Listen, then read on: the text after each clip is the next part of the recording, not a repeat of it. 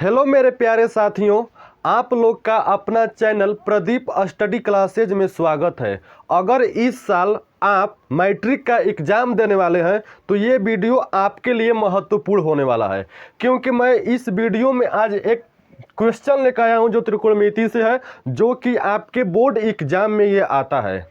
2 marks में आता है। 2 मार्क्स को भी आप कम मत समझिएगा, और इतना आसान भाषा से बताऊंगा, इतना आसानी से इसको समझाऊंगा ना कि आपके 2 मार्क्स आपके मुट्ठी में हो जाएंगे। तो बस आप लोग इस वीडियो को शुरू से लेकर अंत तक देखते रहना है। बस ज़्यादा लंबी वीडियो नहीं होगी, आप इस वीडियो को देख लेंगे तो 2 नंबर आपके पास आएगा ही आएगा। अगर वीडियो को शुरू करने से पहले चैनल को सब्सक्राइब नहीं किए हैं तो सब्सक्राइब कर लीजिए और बेल आइकन को प्रेस कर लीजिए, क्योंकि आपकी तैयारी बेहतर तरीक़ों से इस चैनल पर कराई जाएगी। चलिए वीडियो को शुरू करते हैं। तो देखिए, हमारा क्लास 10 का त्रिकोणमिति से एक क्वेश्चन उठाया हूँ जो कि बोर्ड एग्जाम इसको पूछता है। देखिए, दिया है कि एक त्रिभुज ABC बनाइए। एक त्रिभुज आपको बनाना है क्या, जिसमें कोण B हमारा समकोण होना चाहिए। जो B है ना वो समकोण होना चाहिए, और AB का मान दिया है 24 cm और BC का मान दिया है 7 सेंटीमीटर। तो क्या है, निम्नलिखित का मान निकालें। यानी कि इसमें AB और BC का मान दिया है और कहा ये सभी का मान अभी हमको निकालना है। तो देखिए कैसे निकाले, तो हम आसानी से, खाली आप लोग ध्यान से समझिए, बस खाली आप लोग को देखना है वीडियो को। तो देखिए, पहले हमको कहा है ABC त्रिभुज बनाना है, तो पहले हम एगो ABC त्रिभुज बना लेते हैं। वो भी समकोण त्रिभुज के बात किया है इसमें, तो पहले हम समकोण त्रिभुज को बना लेंगे। बन गया, इसका नामकरण कर दीजिए ABC। लेकिन देखिए B यहीं पर रहेगा, क्योंकि बोला है कि जो हमारा कोण B है ना वो समकोण है। तो देखिए, इसी को समकोण कहते हैं। ये हमारा B जो है ना समकोण है। समकोण यानी कि 90 डिग्री का है, तो हमारा B समकोण है। और कहा इसमें कि जो AB है उसका मान 24 सेंटीमीटर है। जो AB है ना इसका मान दिया है 24 सेंटीमीटर, और जो BC है उसका मान 7 सेंटीमीटर, यानी कि B से C तक का मान दिया है 7 सेंटीमीटर। लेकिन A और C का मान नहीं दिया है, तो AC का मान हमको निकालना है। AC को मान निकालना है। तो देखिए, जो समकोण होता है ना, समकोण हमारा क्या है, इसमें B है, तो जो समकोण है ना, समकोण के आमने सामने की जो भुजा हमारा है ना वो कोण कहलाता है। तो देखिए, जो हमारा समकोण है इसका आमने सामने कौन सी भुजा है, ये AC है ना, तो ये हमारा कोण हुआ। समकोण त्रिभुज के सामने वाली भुजा कोण कहलाती है। तो ये हमारा समकोण त्रिभुज के सामने भुजा कोण हुआ। जब ये कोण हुआ तो जो हमारा ये है ना, जो समकोण त्रिभुज जो सबसे लंब इसे है, तो इसको हम लोग लंब बोलते हैं, परपेंडिकुलर जिसे लंब कहते हैं। और जो नीचे वाली होती है इसे आधार बोला जाता है, आधार बोला जाता है। तो आपको यहां तक समझ में आया। अब चलिए इसका हम सोल्व करते हैं। देखिए, अब यहां से सोल्व, तो इसका अब सोल्व करते हैं। देखिए, इसमें दिया है AB का मान 24 cm। यहाँ पर लिखिए AB बराबर 24 cm। फिर दिया है BC बराबर 7 cm। लिखिए यहाँ पर BC बराबर 7 cm। और AC का मान नहीं दिया है, तो हमको AC ही निकालना है। AC को निकालना है। देखिए, ये हमारा लंब है, ये हमारा आधार है, ये क्या है, कोण है। हमको क्या निकालना है इसमें, तो कोण को ही निकालना है। तो नीचे लिखेंगे कोण स्क्वायर बराबर सूत्र होता है लंब स्क्वायर प्लस आधार स्क्वायर, प्लस आधार स्क्वायर। लेकिन हमको कोण स्क्वायर नहीं, सिर्फ कोण निकालना है। तो जब हम कोण निकालेंगे तो लिखेंगे कोण बराबर, कोण जब यहाँ से स्क्वायर हटा तो यहाँ पर अंडर रूट आ जाता है। यहाँ से स्क्वायर हट जाएगा तो यहाँ पर अंडर रूट आ जाता है। और जो अब जो सूत्र है उसको लिख दीजिए अंदर, लंब स्क्वायर प्लस आधार स्क्वायर। यहाँ तक तो फॉर्मूला है। जब कोण पर से स्क्वायर हटेगा तो यहाँ पर रूट आ जाता है, बाकी सब वहीं रहेगा। अब हमको खाली फार्मूला पर इसका मान को बैठा देना है। तो देखिए, इसमें कोण का मान तो कुछ दिया नहीं है, इसी को निकालना है, तो इसको छोड़ देते हैं। अब अंडर रूट है तो अंडर रूट लिखिए। अब इसका अंदर क्या है, लंब है। तो देखिए, हमारा लंब का मान क्या दिया इसमें, यही हमारा लंब है, तो लंब का मान 24 है, तो यहाँ पर लिखेंगे 24। इस पर स्क्वायर, तो इस पर भी लिखिए स्क्वायर। बीच में प्लस, तो प्लस लिखिए। अब यहाँ पर आधार है, देखिए आधार का मान क्या दिया इसमें, 7 दिया है, तो यहाँ पर 7 लिखिए। इसके ऊपर स्क्वायर, तो स्क्वायर लिखिए। इसमें कुली में देखिए cm है, तो यहाँ पर भी आप cm लिख दिए, नहीं सेंटीमीटर।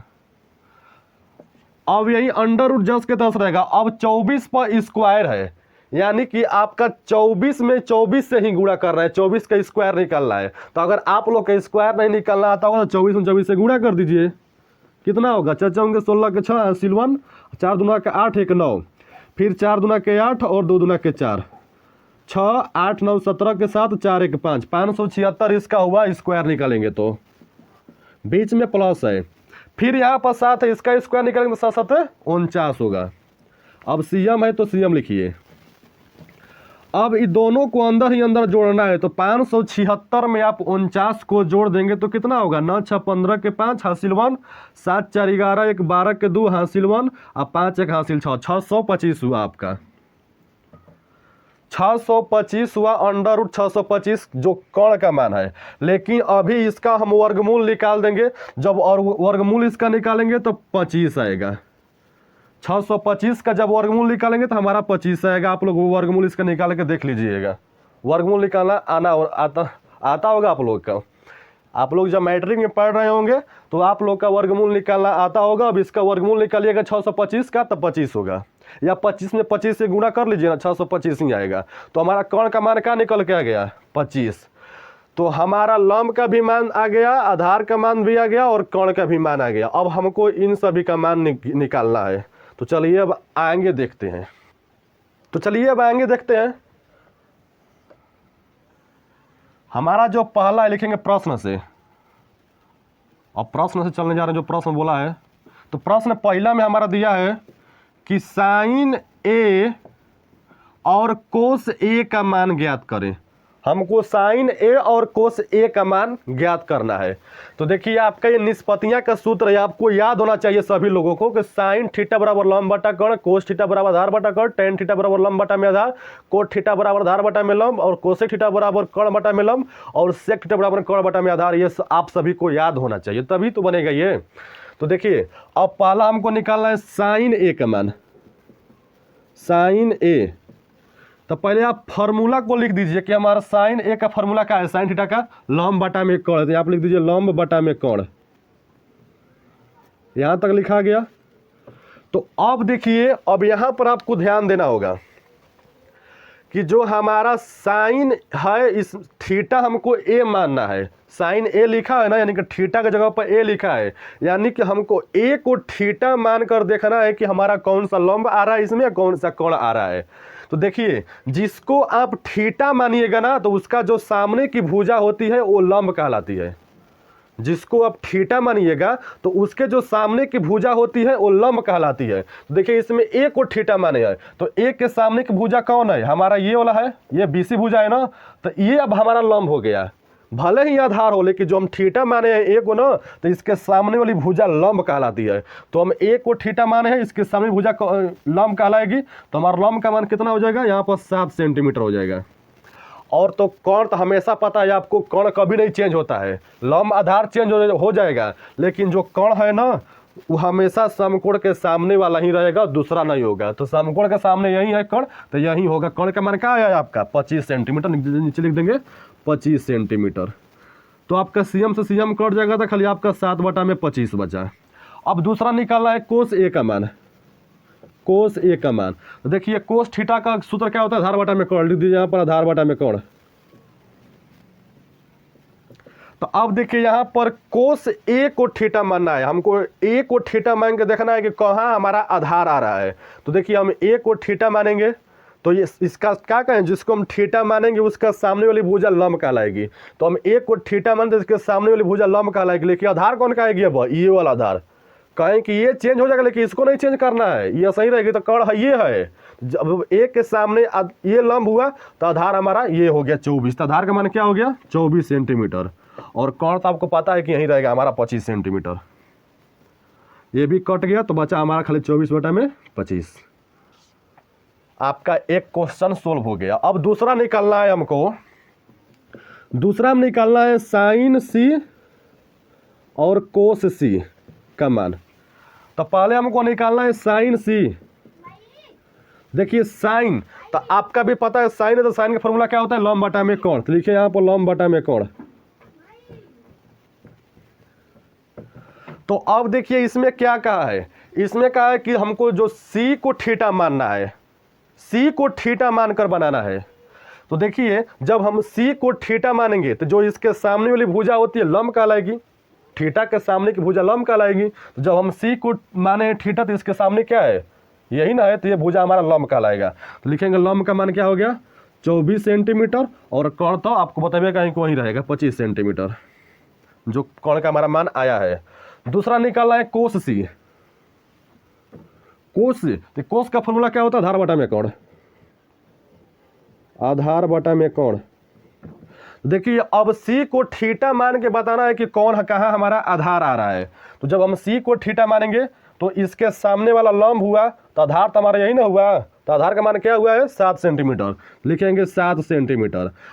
कोण हमारा क्या है 25 पहले से है तो 25 सेंटीमीटर लिखेंगे। बस चाहेंगे तब सी एम कटा देंगे, इसको कट जाएगा तो खाली 24 बटा में 25 बचेगा, और इसको कटाएंगे तो हमारा 7 बटा में 25 बचेगा। बस यही था आपका 2 नंबर पक्का। इसमें करना क्या है, कर्ण का मान निकाल देना है, या जिसका भी मान छोड़ा रहेगा उसका निकाल देना है, या फिर लाइन से इसको थीटा मान मानकर बना देना है। आपको बस याद रहना चाहिए कि जो हमारा समकोण होता है ना, जो हमारा समकोण होता है इसके सामने की भुजा कर्ण होती है, लेकिन कर्ण कभी चेंज नहीं होती है। जिसको हम थीटा मान लेंगे, ए को बी को जिसको थीटा भी मानेंगे, तो जो थीटा का हमारा सामने वाली भुजा होती है वो लंब कहलाती है, और वो लंब आधार चेंज होती रहती है।